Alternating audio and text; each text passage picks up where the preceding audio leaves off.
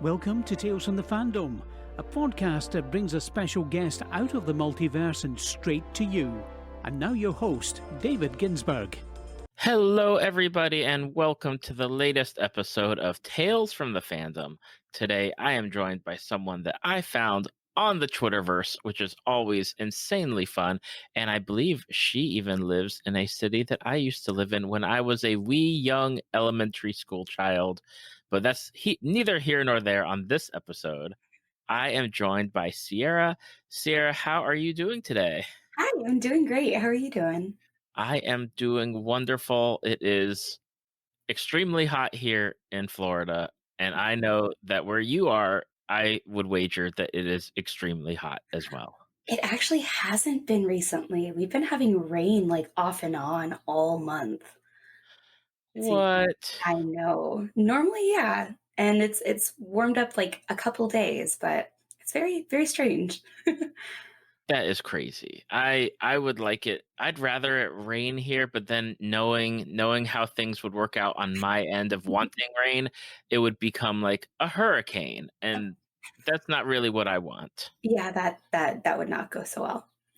Oh my goodness. Now, Sierra, for those who are unknowingly not sure about the power of the Twitterverse, like the Twitters brought us together. I don't even remember how it brought us together. I think you had made a tweet and you're like, hey, if anybody wants to talk, like send a message. And I'm like, I'll send a message. Yeah, exactly. I put a tweet up that was like, hey, so I don't know like what everyone's up to in their lives or what everyone's doing, but if you want to be friends, my name's Sierra. Nice to meet you.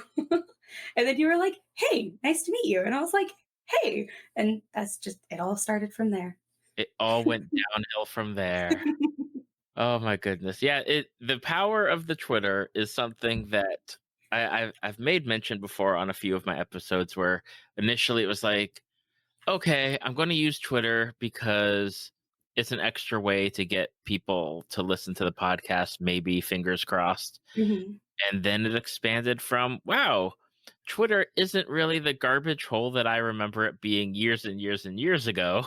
Mm-hmm. It's And grown.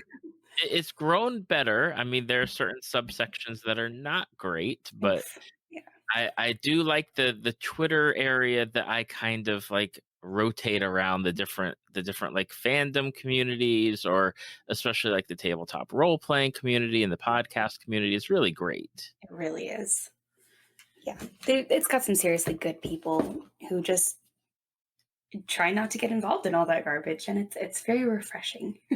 It is refreshing, and I just want to say that when people eventually come and check out your Twitter, your header is super awesome because Scooby-Doo is the best. Thank you so much. Yeah, we did my sister, her fiance, his brother, and I all were like, we want to do a group cosplay, and we're like, what do we know? What do we know well enough? What's easy to do? And we were like, Scooby Gang, can't go wrong. And it's so easy. It's not like you're really having to bust out certain, patterns or Mhm. designs. It's like Shaggy, green shirt, Velma, orange. I Mhm. mean, I guess those colors might be a little bit harder to find than like Shaggy's green shirt, but it's not terrible. Yeah, and they're just really easy to just build basic or go like exact, but they're not complicated, and that made it a lot of fun. And I bet they're even comfortable. Oh, yes. The power of conventions and having something comfortable to wear, especially on a Saturday where you do the Saturday shuffle, because there's just so many people at a convention on Saturday. Exactly. It was my first convention, and we were like, let's do something a little simpler so that I don't get stressed out. Oh, yes. Yes, indeed. Now, we are here to talk fandoms of all kinds, and I've got a number of different fandoms that you have promoted or pitched, and I'm like, okay, these are some good fandoms, and I guess we'll go with the first one, the biggest one, the one that has been 10 years in the making and 22 movies, along with like TV shows that kind of go with them, but not really. Uh, and we're talking Marvel Cinematic Universe. Yeah. I guess my first question is, were you a comic book reader beforehand? Did you just jump into the Marvel Cinematic movies just as the movies? Like where did you kind of get your entry point into the Marvel universe? So it started for me was definitely I started with the movies. My brother read some of the comic books beforehand, and he's 11 years older than me. So he was telling me about what he enjoyed, what he liked, and letting me know that the movies were coming up. So like from the time that they announced the first Iron Man film, I was already dedicated to going to see it, and I did. I went and I saw it, and I just never looked back.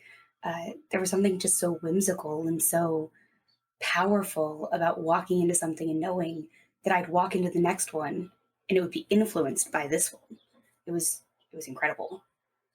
It is something where you look back on it now and it's hard to believe that, everything was riding on essentially Iron Man. I think at the time is like Iron Man was being made, and then the Incredible Hulk with Edward Norton was kind of like the one that came right after it. And it's like you got to think, if Iron Man didn't do well, if Iron Man didn't set the tone, where would things have gone? Like we would never. They would have been like, you know what? We tried, and it's just not going to work. Yeah, it's true. And it's just so strange, like to think that how easily this could have just gone sideways, but they just did so much right with Iron Man to just draw people in and get them invested. And honestly, it was just, I'm very grateful. Me too. It's definitely a thing because when I was in middle school and high school, I was reading comics and all through college. And I remember going to the movies to see like the X-Men movie or the Spider-Man movie with Tobey Maguire. Mhm. And the people I'd go with were not comic book people. They just wanted to go see the movie. They kind of knew the characters just from just pop culture type stuff. And so they'd always ask me like, "Oh, who's that character? Who's this character?" It's like, okay, I'm cool with answering, but it's like the Iron Man movie was just something almost totally different in the way that it was written and shot and promoted. And then, of course, at the end where it's like, oh snap, like there's Samuel L. Jackson as Nick Fury Right? talking about the Avengers Initiative. Ah, yeah, there was something so like inviting about that moment. Really, just Iron Man and the MCU kind of just opened that comic book world up for anybody who wanted it. And I mean, as growing up, I always thought comics were interesting, but I hadn't really read any. And then just to step into that and be like, oh, this is what I'm missing out on. Cool, let's get in on that. Yeah, exactly. And now we've come 22 movies. By the time your episode releases, the final movie of Phase 4 will be released, which is Spider Man Far From Home.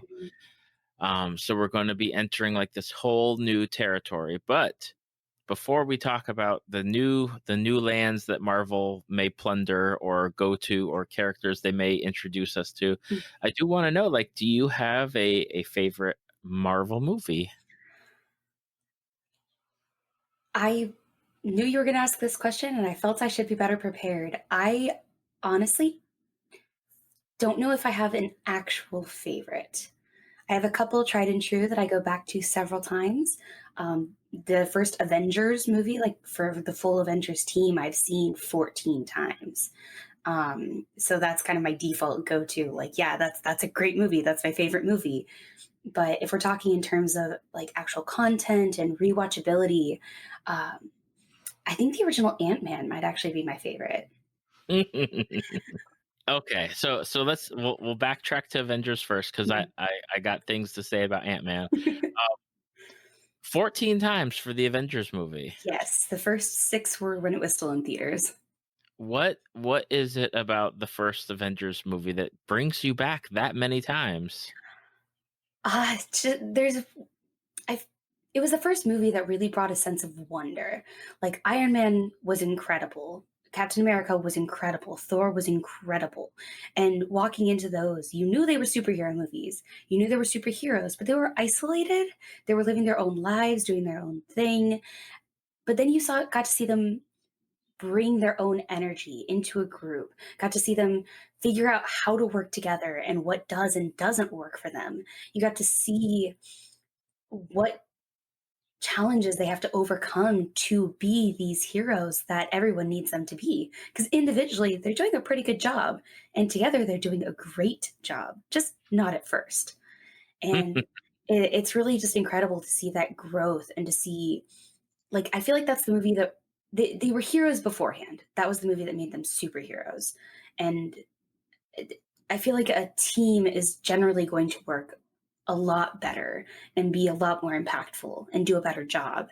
And just to see the dynamic as they grow into that and see where they've come from and where they still have to go, it's just so inspiring to watch.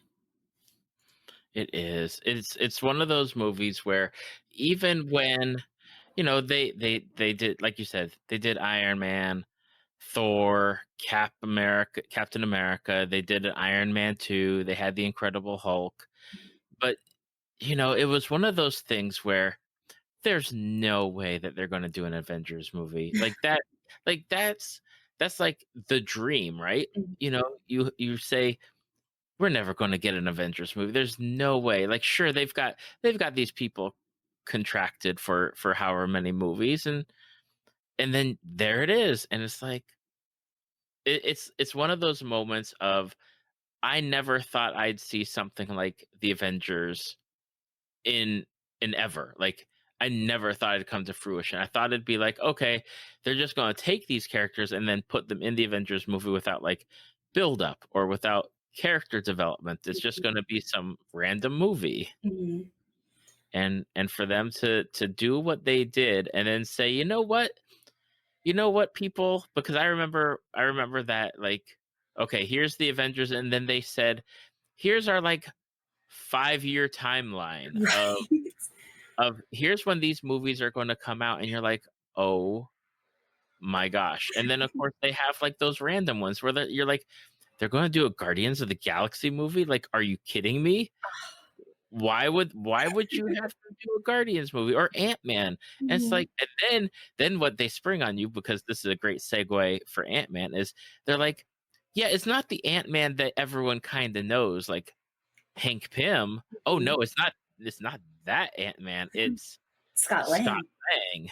And you're like, oh, okay, that's really interesting. And then it just Ant-Man is one of those movies where I'm really happy that they did it, because it has that feel that is not really it's not like a big Marvel type movie. It's more of a I guess I would call it like a street level movie. It is. It really is. And it's so nice because it grounds the MCU a little bit more in the wake of Guardians of the Galaxy, in the wake of Age of Ultron, where you have these incredible, super powered, world changing events. And then you just have this guy and his daughter and just trying to save the world, sure, but on a much smaller scale. And I love it. Is that what brings you to your love of Ant-Man, your go-to of Ant-Man, is that grounding in the MC universe?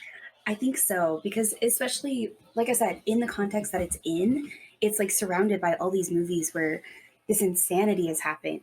We're talking outer space, we're talking the scope of the whole world. And then you have a guy in San Francisco with his daughter, and he kind of just gets pulled in a way that he doesn't necessarily want, but he's just right for. And it kind of throws me back to Steve Rogers in Captain America, who, sure, he wanted that. He went to war. He kept trying and trying and trying to fight.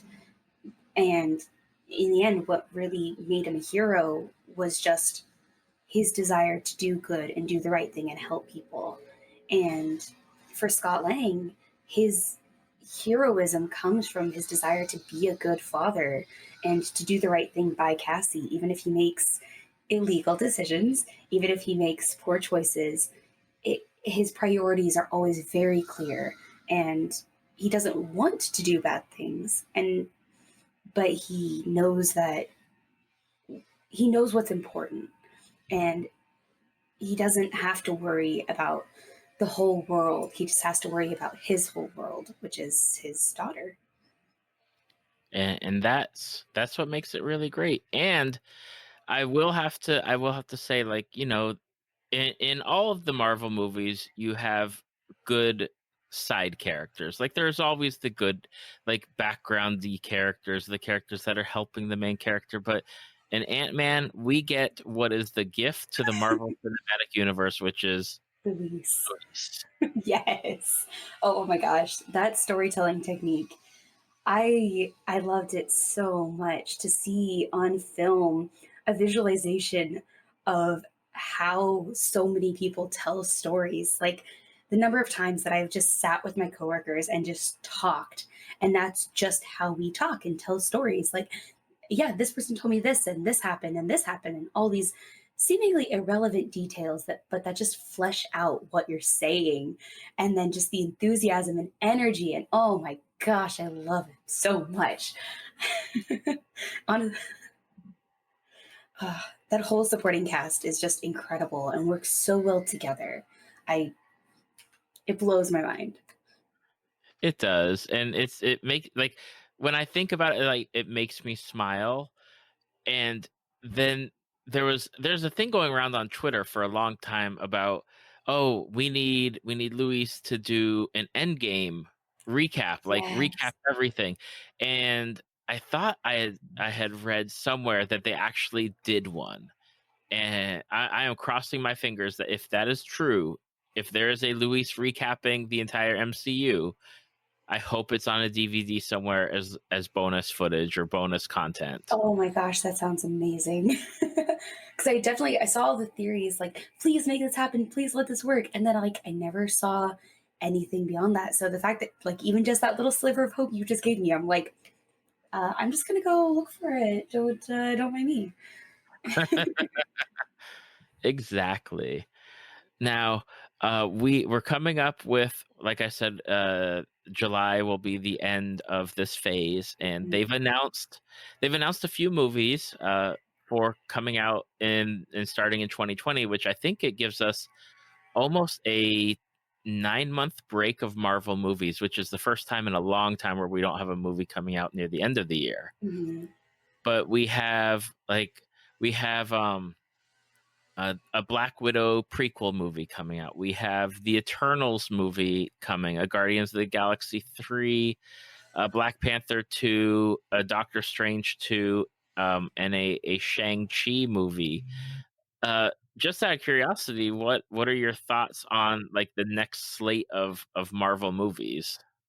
I think it's going to be really interesting because I feel like phases 1 through 3 were a very complete story, and I feel like we're starting to bleed into the next story. And I'm really curious if they're going to try and make it still just as like comprehensive in its own right. Like, are they going to focus on these are our new heroes? Like, sure, the old ones exist and they're kind of peppered in, maybe, but they're not. They're definitely not the focus, except for Guardians of the Galaxy. But then you really get the opportunity to meet like a whole lot of like new heroes and new people, and bring some new people into this universe, because you won't have all of like the heavy weight of like people who went into Infinity War and Endgame and hadn't really seen any other Marvel movies. Like that was a lot to digest, and a lot of people knew what was going on and they were kind of out of the loop. But they're pulling some characters that are maybe lesser known, or stories that are a little more isolated. And I think that's really fascinating to kind of bring those together and to start something new. And even I'm really curious about like the Black Widow prequel movie. I'm really excited for it, but I'm also really curious because it'll be one of the first origin stories that we for a character that we already know and love on screen. And a character that is essentially dead from the universe at this point too. Exactly. So there's not really everything is going to be kind of a setup. Everything kind of happens in the past, and it'll be cool to kind of tie those threads backwards instead of forwards. Like in Avengers and every other like group movie, you're kind of watching. So what happened in the last movies that they're bringing into this? This will be what happened in the last movies that they're kind of going to let trickle into her origin story. Uh, and I'm really curious to see how it's going to work. I am too, especially because with Endgame we had that basically 5 year jump in time where it's not, it's not our time period anymore. It's like 2023 or 2024, however, whatever like they actually set as that new time period. And I'm curious to see if the movies are going to take like a Guardians of the Galaxy approach and be like, okay, we're setting it a little bit backwards. Like before the snap, or are they going to be all after the snap? And Mhm. it'll be interesting to see how they approach it. It will. It really will. I guess one of my final questions is there a character that you love? Is there a character that you wish had their own movie, or if they've been in the MCU, like you think that they should graduate from side character to like their own movie, or a character that you want to see in a movie? That's a really rough one. I honestly, I've always loved Hawkeye.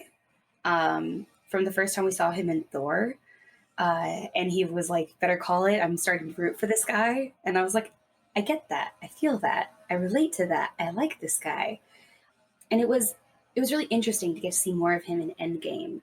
So I don't necessarily feel that he would really need his own movie at that point.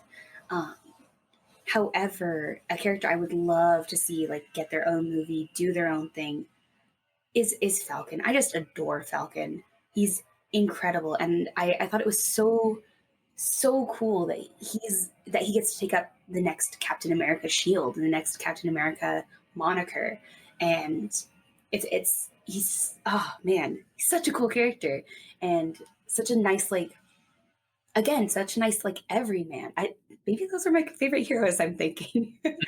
um, but he's a normal dude with technology who's doing his best and doing what he believes is right at the cost of his own security and his own safety. Like from the moment we meet him in Winter Soldier, he's someone that kind of just draws us into the normalcy of this world. And yeah, I would love to see more of him going forward. I would love to see him as Captain America trying to live up to Captain America while still realizing there's a reason that he was given the shield. Absolutely. And I do have to say I love Falcon. I love Sam Wilson. I loved him when I saw him in Winter Soldier. I thought his dynamic, not only with Steve, but with Black Widow, Mm. I loved it. I when that movie came out and after I watched it, I said I told people, I said, I'd love a Black Widow and Falcon movie because their dynamic seemed just so like I don't know. They just had like this really good timing with each other, this Mhm. really good rapport, and I really like that. And then of course when you watch Ant Man, you're like, okay, this is Ant Man. Wait a minute, there's Falcon. That's cool. Right? Oh my gosh, I'm convinced that Anthony Mackie does not know how to not have good comedic timing. I think it's just ingrained into his person. Exactly, and it's so good. It's so good, and I love his backstory, and oh yes, hopefully, I'd love to see him. I imagine because they've announced like that slate of movies for the next year or two that at some point we'll get some of the older guard returning or something. I don't know Yeah. something.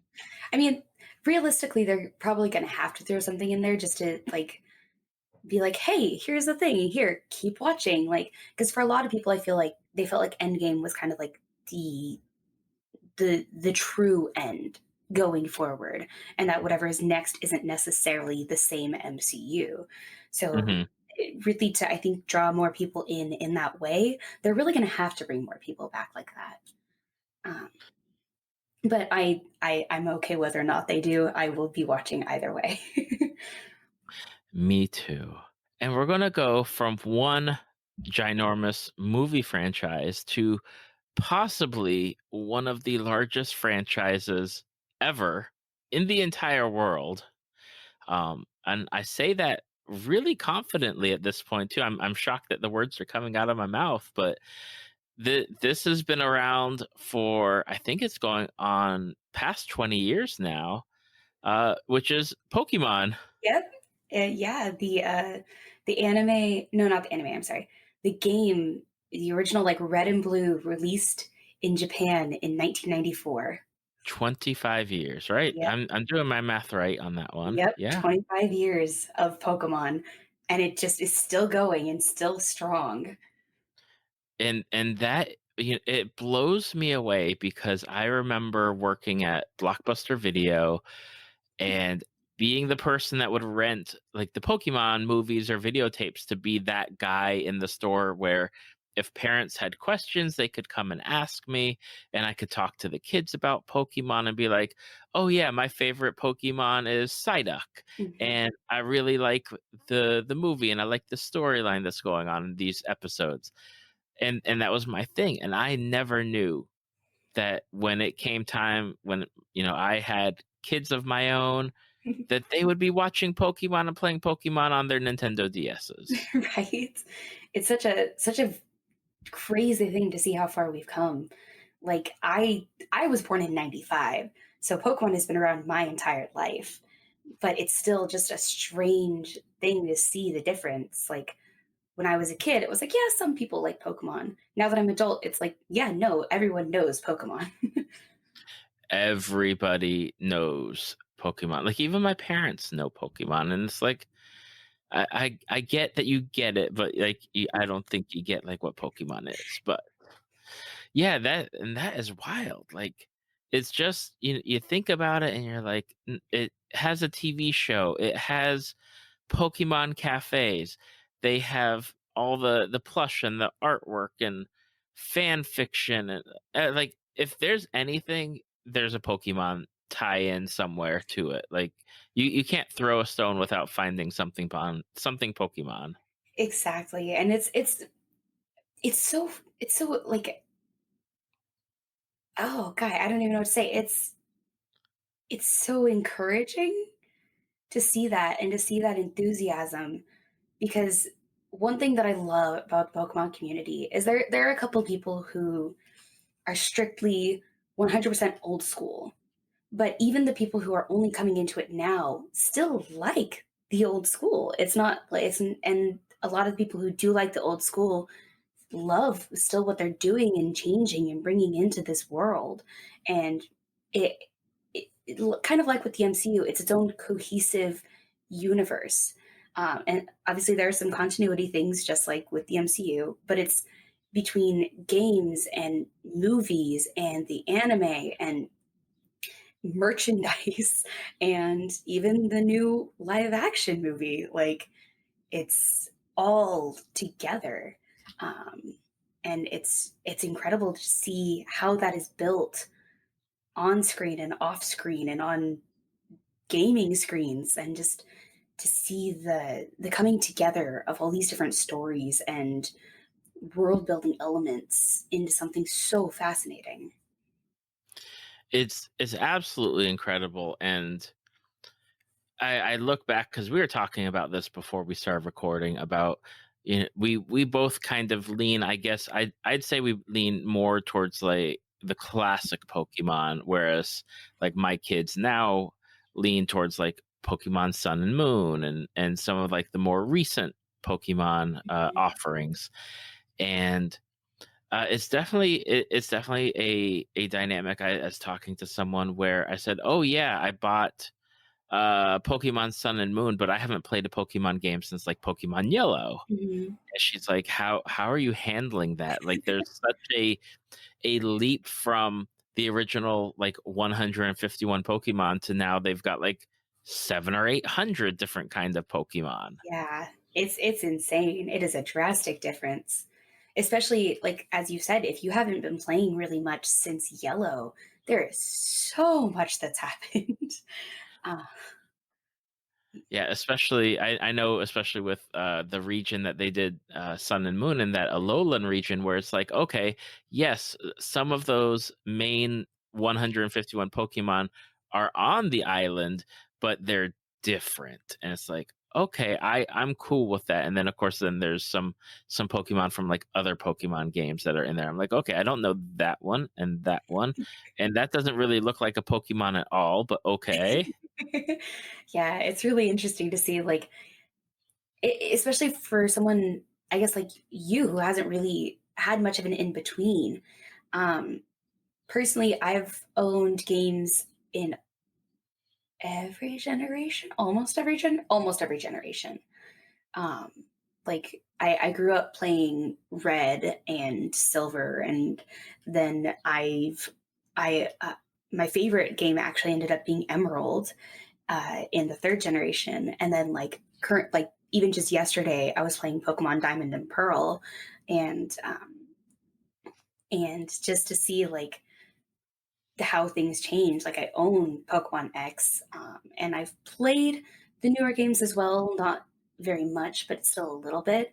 And just to see like how much things have changed, like in terms of the Pokemon, in terms of the world building, in terms of I mean, obviously, like graphics and everything are going to change and improve per game, but to see how the story is also changing and improving, and uh, bringing in the different legendaries, and kind of like drawing elements just from real world and inspiration, and uh, it's just so fascinating to see how they can have so many generations with so many different Pokemon and still be releasing new, still have something new coming, and something new to look forward to every single time that you pick up a new game. When you were a kid, because you said it yourself, you've been around as long as Pokemon has been around. Mhm. Like, was there a draw to it for you? Was there something that made you say like, that's the thing that I want to kind of learn or get involved in or watch or play? It originally started, I think, because my brother was into the game. Like I said, he's 11 years older than me, and so he was like the perfect age when it came out to like market to. And so he would always be playing it. He had like three binders of Pokemon cards. The show was always on, and I would just sit and watch the show, and I just loved it because it was Pokemon. It were animals with cool colors and cool abilities, and I remember like just seeing Charmander, small and lizard like, and little dinosaur T Rex with a tail on fire, who had to be careful because his fire could go out and then he would die. And just to see that kind of like that concern and that terror and the whimsy of it all, while still trying to add that level of reality and balance it out, was just incredible. To see a mouse that could shoot lightning, and Ash having to like wear his gloves, rubber gloves to hold it, but still like making that connection was just incredible. It was just incredible. It was a cool, so heartening, I guess, so encouraging to be drawn in like that, and to see this creation, and at the core of it was really just the dynamic between Ash and Pikachu, and it still is, from what I know. Yep, that is the continuation of everything, is that core dynamic and how it changes. And it's something where as an adult now watching the show, there's definitely more like adult questions that I have, because I remember, and I think it was even posed by a few people as the series has gone on, what happened before this? Because you have kids that are just roaming around these areas being Pokemon trainers without really a lot of adult supervision. And even Lieutenant Surge is there in that initial series talking about like, oh, a Pokemon saved my life way back when. It's like, was there a big giant war? Like, it's always something where I want a little bit more like of pre Pokemon world. Mhm. And it's something that, like, you don't it I don't know, one thing that I kind of love about it is that they don't have anything, like, explicitly saying everything that happened, but, in some of the games, I think it was either 2nd or 3rd generation games, like, if you go to all of the locations, there's one I'm thinking it's the 2nd game. There was one, like, tower that you could go to, and it was like, oh, it depicts like ancient Pokemon and humans walking, like working alongside each other, and it has like this whole kind of not quite exposition, but it has a lot of like hints into like the early days of Pokemon and people, the early days of working together, like before it was normal to have trainers, before kids were allowed to go running off.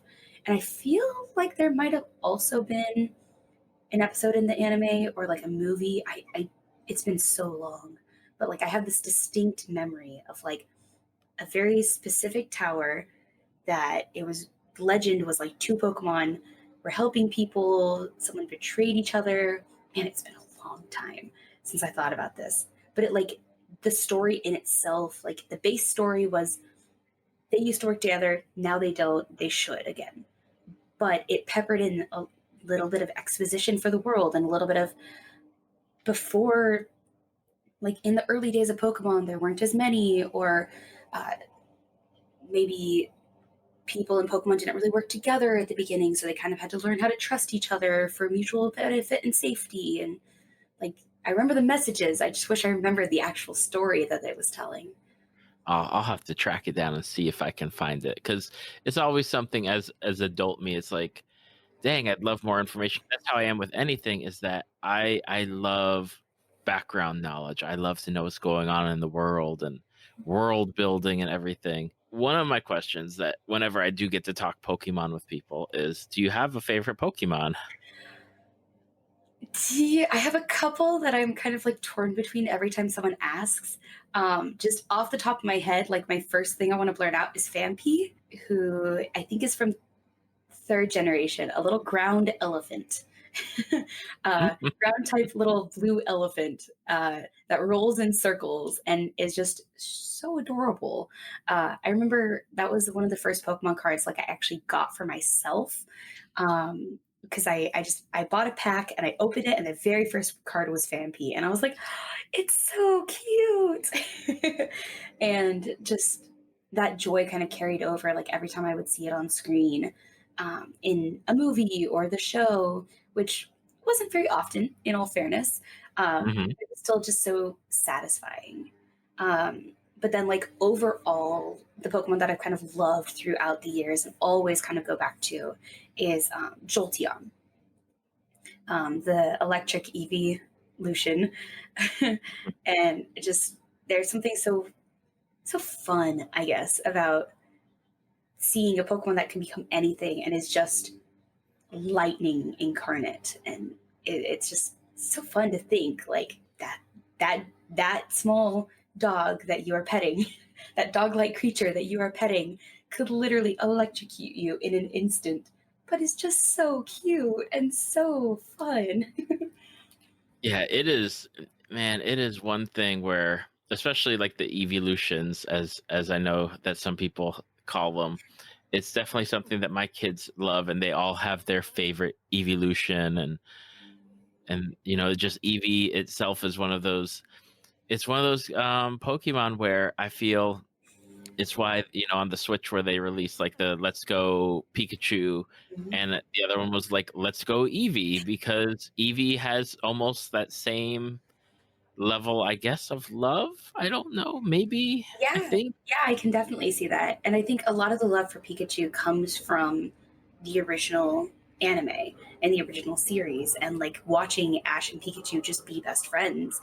But a lot of Eevee's love just comes from the design of the Pokemon, the versatility, and just the fluffiness, I think. There's something so inherently like there's something so inherently like drawing you in, something so like attractive of just something small and fluffy that you can hold in your hands that just loves you back. And, I say as I look over at my dog. Exactly. And it's always there's so many great Pokemon designs and so many great different types. Like it really feels you could get somebody that has no clue about Pokemon and they could tell you after looking through and be like, you know what, I like this one or that one. And it's just, for the design feature, the design look. And I think that's where, at least with the original like 151 and probably into some of the other ones, where they've got these, just it's this creature mixed with another creature, or creature mixed with like a land or a plant, and you could see it happening in our world at some point, perhaps. Exactly. Especially like with the ability of different animals, like the bugs that literally look like leaves, like that right there feels like a Pokemon. All it needs is the ability to cut you with it. Exactly, like leaf cutter ants throwing little mini leaves at you. Exactly. Oh my goodness. And now we're going to have movies, because I'm sure Detective Pikachu is not the last live action movie that we will get from the Pokemon universe, and they've been making the animated movies since whenever the first one came out, like whatever, I think it's just called Pokemon the movie. Pokemon, the first movie. Yep. And there's been I think there's movies that have been released in Japan that haven't been released over here. So, I mean, they're just going to keep cranking it out until I don't know, probably into the future. I hope so, honestly. And one thing that I love, at least through the movies I've seen, I haven't seen all of them, but even through into Detective Pikachu, is that none of the movies are the same. Like, a Detective Pikachu kind of just pulls from the games and really works really well with that. But you also like getting to see Mewtwo on screen was so exciting again. But it wasn't redoing Mewtwo's story, and it was continuing Mewtwo's story, and it was just so fun to see that they hold so true to that and care so much about everything that they're doing, that they don't want to just rehash out something old for new people. They want to tell a story. And that is something that I just love, is that they continue to tell that story. I know when you sent over your information, I just gotta say, Team Rocket. Okay, I love Team Rocket. Me too. I love Team Skull from the Pokemon Sun and Moon games. I really love them because they're just ridiculous. But Team Rocket has always had that soft spot, and my kids watch the Pokemon Sun and Moon um, on TV sometimes. Like they don't watch it all the time anymore. But I remember reading this post after seeing something on Twitter that said Team Rocket finally won a battle against Ash, like a legit real battle. And in the episode, they're like, "Wait, we won? What? Like how did that happen? We've been doing this for so long, and we actually won a battle." And for me, like it made me want to try and track down that episode just to see them win, because I've been watching them for like what, 20 something years now. Mhm, exactly. Like, man, now that you've told me about that, I want to go watch it. Like, where are they? Ah, Oh my goodness. Yeah, it's just I love that, we get the learning with the anime, and we get the nice reminders for the kids that are watching it, like, hey, you should be nice, and you should, be a helper, and do all this stuff. But at the same time, it's nice that people that have been watching for so long can still see, like, oh, look, they've made a change, or this person's evolved, or this relationship has changed, and I like that. mhm. Yeah, every time I think about relationships and Pokemon changing, all I can think about is Goodbye Butterfree, and still brings all the feelings back. Oh my gosh, yes, that is one where it's definitely like, why do you have to let Butterfree go? But I love it too because it's just such a staple of the show. Is that it's not above moving on when it needs to. It's not above breaking your heart when it needs to. It's about telling a good story and reminding the audience to care, and that caring is okay and being sad is okay, and we'll just all do it together. It's fine. Exactly. All right. So we got one more thing we're going to talk about. I have not watched this particular show, movie. I'm not sure how you want to classify it, but I've heard good things. So you're going to tell me why I should watch it and why the people listening to this episode when it comes out, why they should watch it. And I do know it is on Netflix right now because I have it on my list of things to watch. And we're going to talk about Galavant. Galavant is such a good miniseries. It is 2 seasons. It is a total of 18 episodes, each of them being their half-hour comedic purposes, and it is a musical, which each one of those individually could easily turn someone off of the show. But the cast is just incredible and so passionate and so involved. One of the first things that drew me into the show was Timothy Osmondson. I think that's how you say his name, Osmondson, something like that. I feel kind of bad that I don't know how to say his name. He played Lassiter in Spike. He played Kane in Supernatural, and he plays King Richard in this miniseries. And you get to watch him go from this like stoic, gruff, manly man type personality. Like he's the tough cop, he's the Kane, he's the big bad ultimate who's really a little bit misunderstood, but that's okay. But then you have him in this show, he's the whiny adult king who never really stopped being 12 years old. And it's so fun to see that dynamic because especially at the beginning of the show, there's this brutality to him where he's this king, he's cool with killing people, and then he turns to his advisor, his security guy, and is just like, "My tummy's a little rumbly. Could you order me some tea?" And just to see that dynamic, that back and forth, and one of the things that really drew me into the show too is the opening song from the very first episode tells a complete story, which doesn't usually happen in a musical. You don't usually get a whole story in like a 5-minute song at the beginning. Um, but you get the story of this incredible manly man hero and his womanly damsel in distress type love interest, and how like they have this lovely life together, and then she gets kidnapped and taken away by the king to be his wife, and Galavant has to go save her, and it sets that up. And immediately afterwards, I'm going to tell you this, it's a little bit of a spoiler, but it's still within the first 5-10 minutes of the very first episode. He gets there, he goes to their wedding and is like, "No, she won't marry you, she'll marry me because true love is conquers above all." And she goes, "Yeah, no, actually, I'm kind of thinking I kind of want to be a queen. The power, the the power, the riches, the jewels, the fame. I'm kind of liking this life more. Sorry, bye." And it just sets that stage for the entire rest of the show.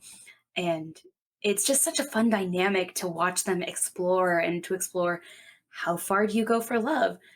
Does love really conquer all? And kind of subverting all of those tropes that we're familiar with. Um, and it's fun to watch that dynamic. Like you have the three primary good guys, I guess, in Galavant and Isabel and Sid, who's Galavant the hero, Sid his squire, and Isabel the princess who's coming to hire them to get her kingdom back. And then you have the three bad guys, which are King Richard and Queen. Why did I just forget her name? Madalena. Queen Madalena. And I always forget his henchman's name, but his henchman, his like big bad, gruff, the expectation of like a manly man and the expectation of what a brutal king would be. And just to see their dynamic, to see this queen go from kidnapped heroine to, "No, I'm the queen. I have this power. Don't step on me." And just bye. And kind of develop that like evil personality, kind of like that personification of power corrupts. And just to watch that unfold throughout the seasons is just incredible. There's only 2 seasons, but man, oh man, I wish there was more. But it's still, those 2 seasons still tell a complete story with realistic character development and a ton of fun cameos. Oh my gosh, you have John Hamm, you have uh, oh my gosh, my brain just like, you have Weird Al Yankovic, you have um, oh my gosh, my brain is blanking on like everyone, but you have so many incredible people who are just like, yeah, I'm just gonna come in for an episode, it's fine. And then on top of all of that, like one of the primary composers for the show is Alan Menken, like Disney's Alan Menken, who did Aladdin, who did uh, Beauty and the Beast, who did all this incredible work. And he just does this corny, fun, doesn't take itself seriously TV show. And it is so much fun. The whole show is just so much fun to delve into. And it doesn't take long to watch. It's really easy to just kind of start and stop as you need to per episode. And there's only 18 episodes, and that's the whole story. And it tackles serious or subjects in just such a fun way. And yeah, I highly recommend it. That was going to be one of my questions was, 2 seasons, am I going to get the whole story? And you answered that because that's one of the things that, there are shows that I love and they have like the 1 season or the 2 seasons, and it's done and there's still unanswered questions. And I like my questions to be answered, or at least, give me a satisfying conclusion. And I hope so. Galavant does that. Galavant gets from point A to the end, and gives you something where you're like, okay, it's done, and I love it. Which is a little bit surprising considering their first season, the 8 episodes, it did end on a cliffhanger, but they did not expect to get a second season. Ratings were low. People didn't really want to watch a musical on a Sunday night. Uh, but somehow the people over at ABC loved it enough.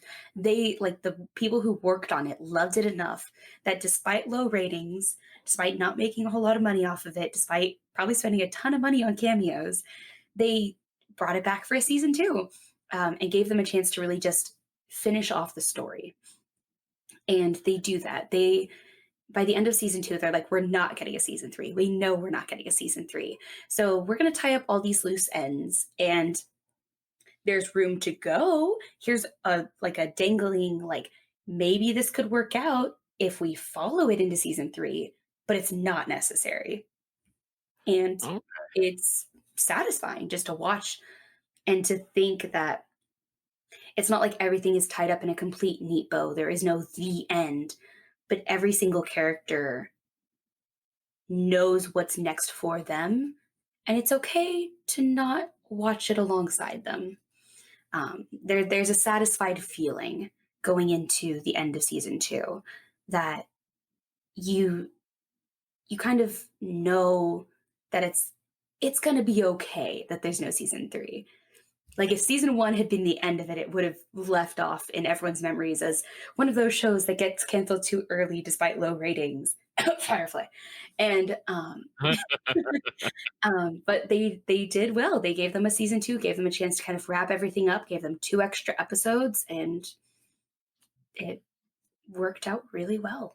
Boy, that cough worked out really well because that's totally the show that I was referencing about having seasons where you're like, I want more, and they give you nothing. Exactly.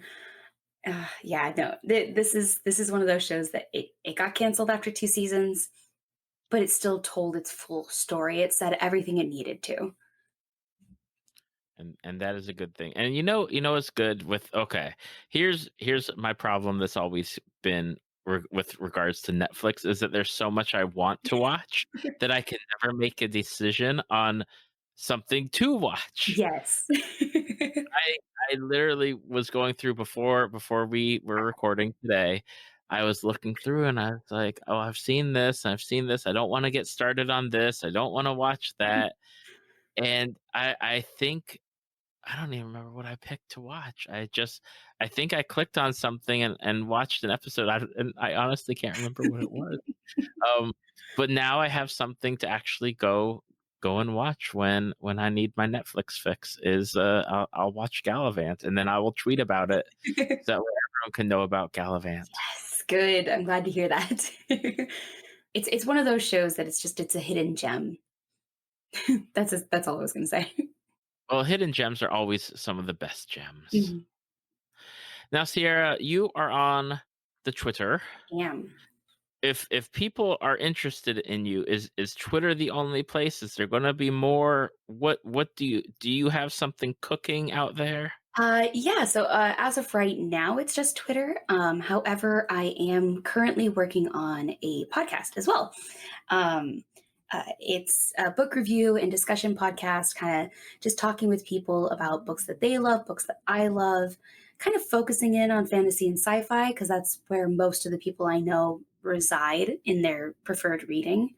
Um, but it's going to essentially be sitting down, kind of like we're doing right now, but exclusively about like the entire time, one book, and just delving deep into it, with both like the first half being non spoilers, the second half being spoilers, and open discussion, and tackling themes and characters and world building and what's done right, what's done poorly, and kind of addressing all of that per book.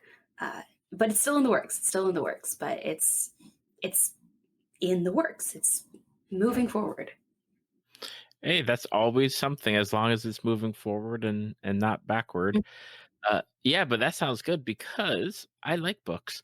And I will admit on this podcast, on this episode, that I tried to do a book and I don't say I tried to do. I did a book review portion podcast for Tales from the Fandom. I called it Book Trek, and is with my a very long friend, a longtime friend, Jaquel, and we talked about one of our favorite book series.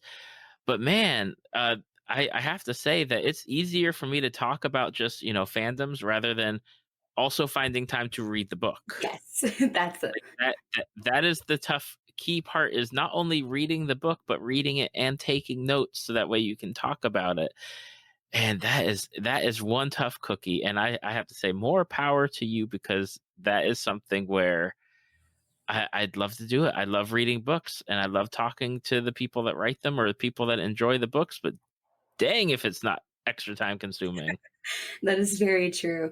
The one of the ways that I've been approaching that so far, at least at the beginning, is kind of talking to people and being like, "Hey, I know you like reading. Are there any books that you really, really like?" And then I go and read the books so that they don't have to. But it's still, timing is a rough one. Yeah, that timing, especially reading, because I know as people get older, and I say it lovingly, like it just my time gets reduced and I don't have as much time as I used to have. Mhm. There's not enough hours in the day. Exactly. Well, we will read books for people so they don't have to, and hopefully so they want to, even though they don't have to. There you go. That works. Mhm. Okay, so for people that have listened to this podcast and they want to find you on the Twitter, where can people find you? Yes, so I am on Twitter at questing_moon. Uh, it's definitely not a normal name, but yes, that's me. I'm That's pretty much where you can find me. That's pretty simple. That is simple, and I will make sure to have that link in the show notes as well as the website, so that way people can easily click on it and find you. And then when your podcast, if it comes, if you have it ready before this episode releases, I'll make sure to add that information in as well. And if not, I'll just have to promote it when you do release it. I appreciate that. I was just saying thank you. Thank you for having me. Well, I just want to say thank you for your time and for hanging out and following some random podcast's Facebook page for some reason, or not Facebook, Twitter page, and writing back on that, that direct message, which could have, you know people send direct messages all the time, and it goes into that random direct message request if you're not friends or Mm. something. You're like, oh, look, I do have messages from people, but I don't know. But it's always cool to make new It friends. always is. Excellent. Well, I appreciate it so much, Sierra, for coming on to the podcast today, and it has been absolutely my pleasure. Mine too. Thank you so much for having me. Thank you for listening to Tales from the Fandom. Subscribe to us on iTunes or your podcast app of choice. Follow us on Facebook at www.facebook.com/talesfromthefandom to see photos, links, leave feedback, and check out upcoming guests. If you'd like to be a guest, email David at talesfromthefandom@gmail.com.